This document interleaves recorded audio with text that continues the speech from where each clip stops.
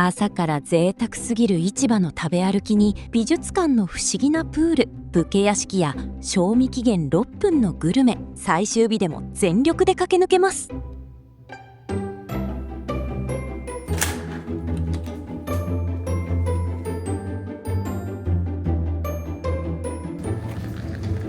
こんにちは、ドラ旅です。石川県を3泊4日で巡る旅はいよいよ最終日。本当に旅の時間は早すぎますね。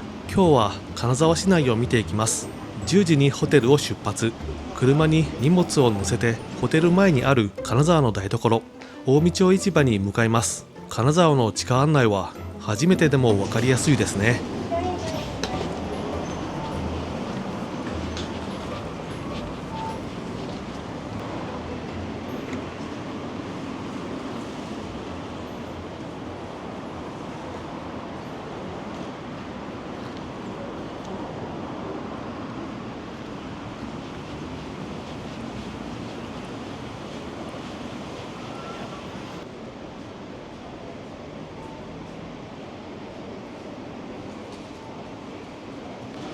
300年以上の歴史を持つ近江町市場。私たちが行った時は4月の平日だったんですけど、観光客や仕入れの料理人さんたちですごい活気とにぎわいでした。はい、どうぞ。パン2個で800円、1個500円、1個600円で食べます。入って早速近江町コロッケを発見。たくさんの揚げたてのコロッケがありますね。まずは挨拶代わりにコロッケをいただいてから散策しましょう。はい、どうぞ。パン2個でございます。ちなみに醤油とレモン混ぜるとこれが500円です。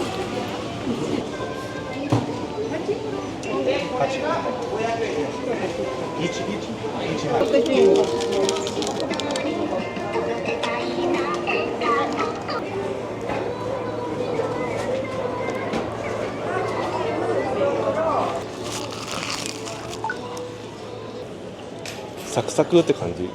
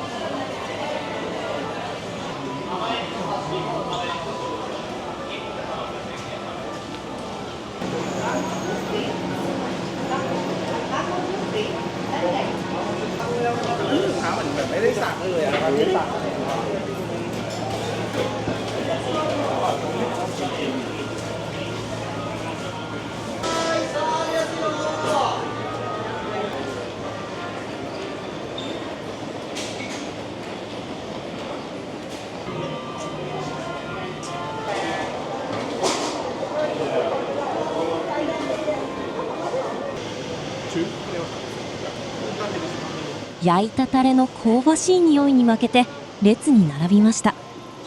注文した後にその場で焼いてくれます。お金を入れてください。い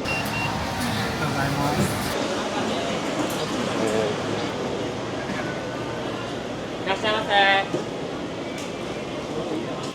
人気ナンバーワンのホタテと人気ナンバーツーのモンゴウイカゲソにしました。めっちゃ美味しい。食べてみて。タレの焦げる香りがたまりません。どう？柔らかい。あ、柔らかい。本当ね。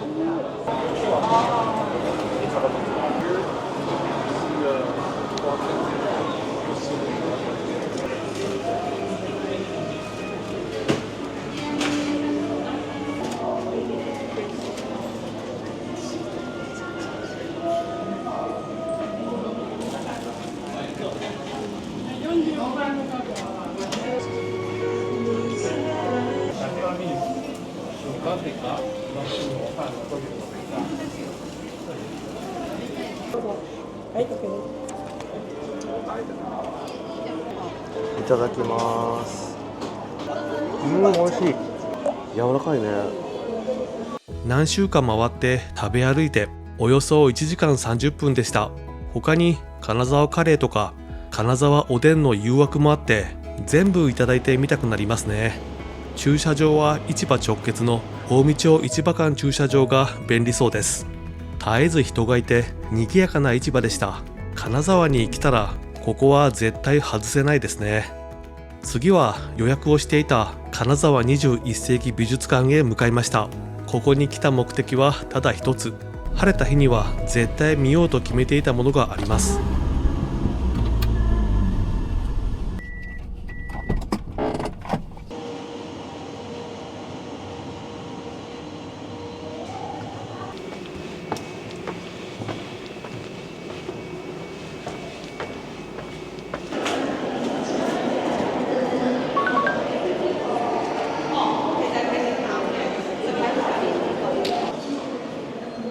当日券もありますが予約は必須だと思った方がいいです。チケットカウンターに予約を伝えてチケットを受け取ります。予約の時間になったら展示6に向かいましょう。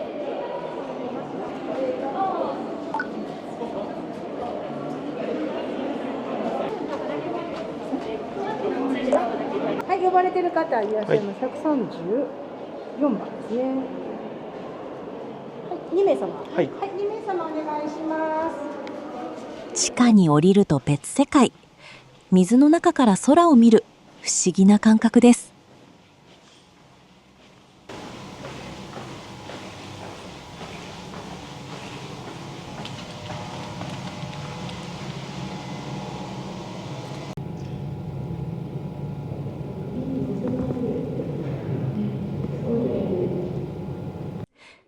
後ろに並んだ優しい女子2人に撮っていただきました。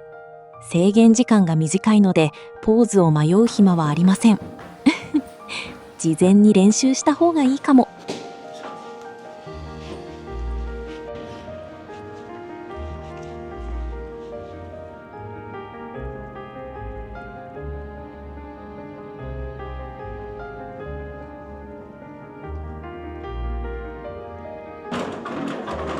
美術館は今入った有料の展覧会ゾーンと無料の交流ゾーンに分かれていました。境界線が少し分かりにくいけど作品があるフロアは有料が多かったです。建物は正面と裏側がない円形のデザインで外壁はガラス張り。館内と屋外の壁を感じさせない開放的な空間が広がっています。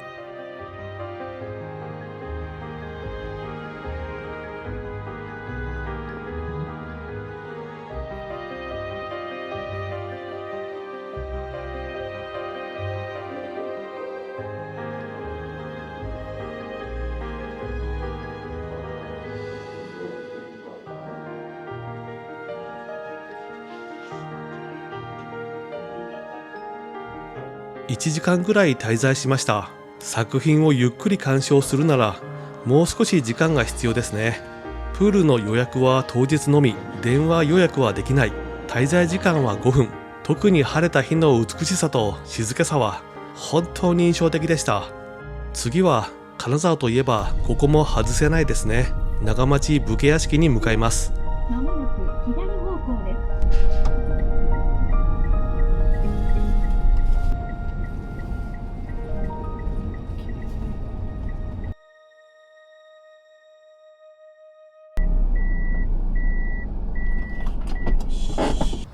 ここは加賀藩時代の中級上級藩士が暮らした侍屋敷が残っていました。東茶屋街が芸妓さんや接待が行われていた華やかな社交の街なら、ここは武士のリアルな住まいと暮らしの場所という感じです。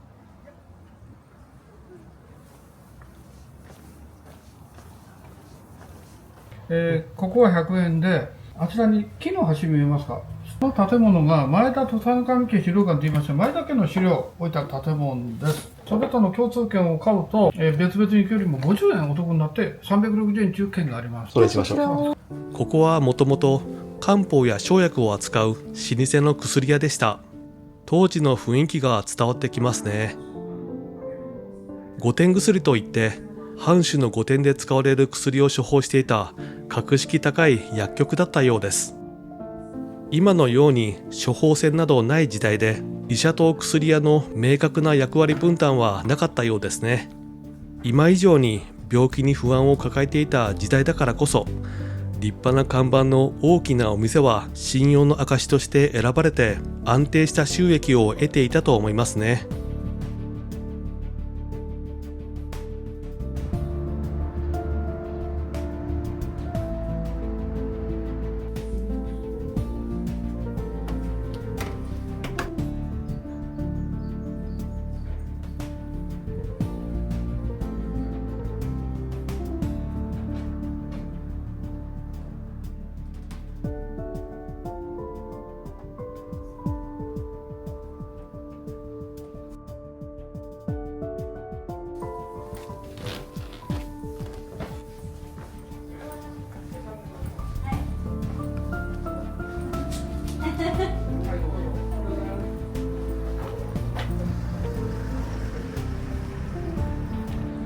近くには前田土佐守家資料館がありました。ここをスルーしてしまう方が多いですが、歴史が好きならハマるかもしれません。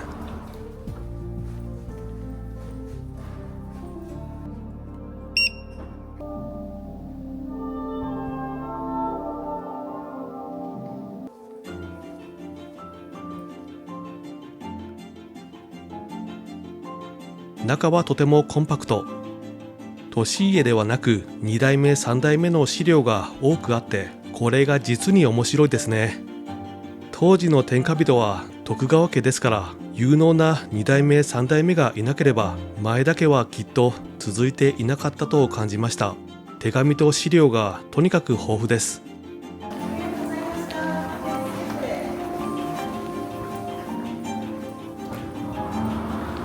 基本的に用水路に沿って歩けば迷うことはないですね。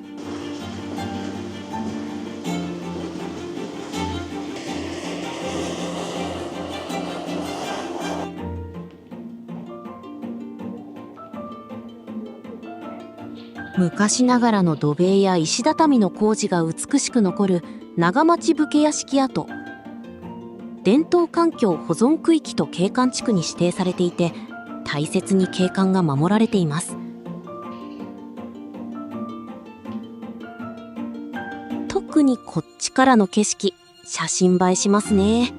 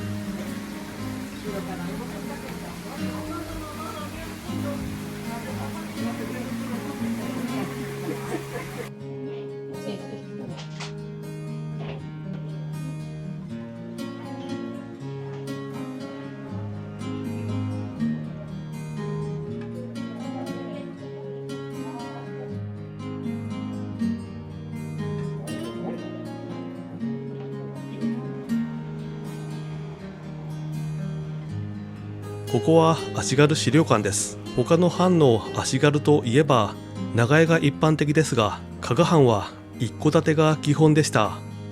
3LDK 庭付き。先ほど見た武家屋敷跡の中級以上の家に比べたら確かに質素で見劣りしますが、思ったよりいい家ですよね。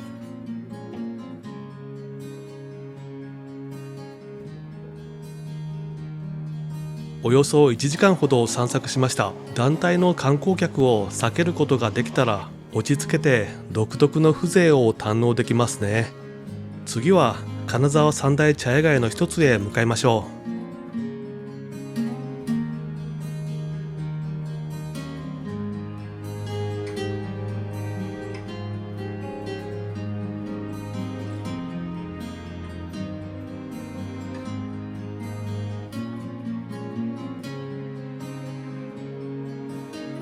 東に比べたら規模は小さくて長さ100メートルほどしかありません。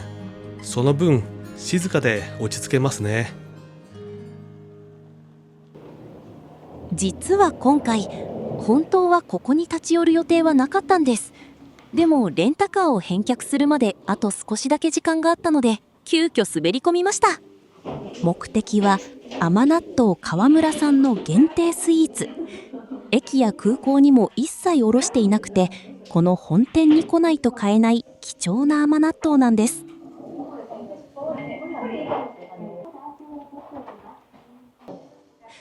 一番人気の大納言にしました。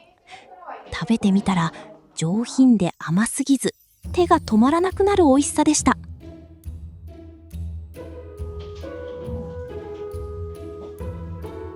それからこれ、賞味期限がわずか6分のもなか。これ食べてみたかったんですよね。もなかは B の53番でお渡しいたします。こちらからお外に出ていただいて、建物を左側から奥に回ったところでお渡しいただきます。もなかは購入後すぐ隣のスペースでいただくことができます。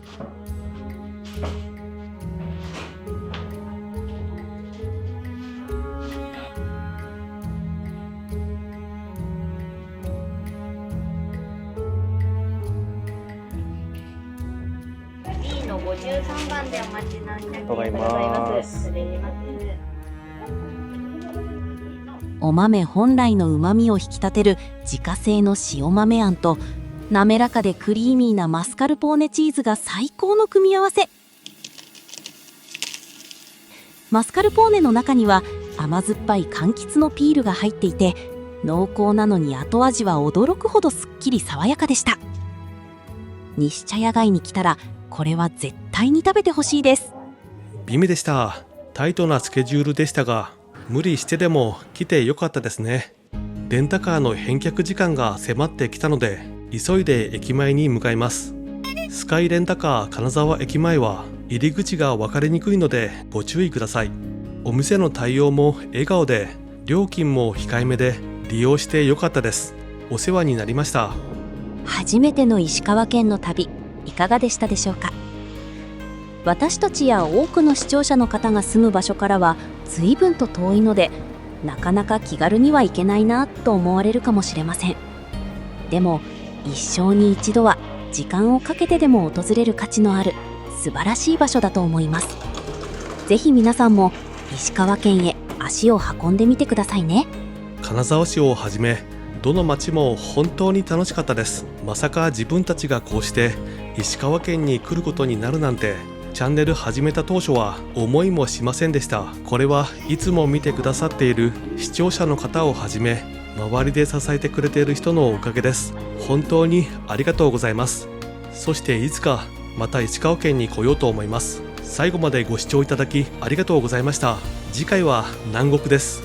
鹿児島県枕崎指宿を巡ります。ずっと快晴だった鹿児島県をお届けします。その様子を少しだけ紹介して動画を終わります。それでは次回の旅でお会いしましょう。またね。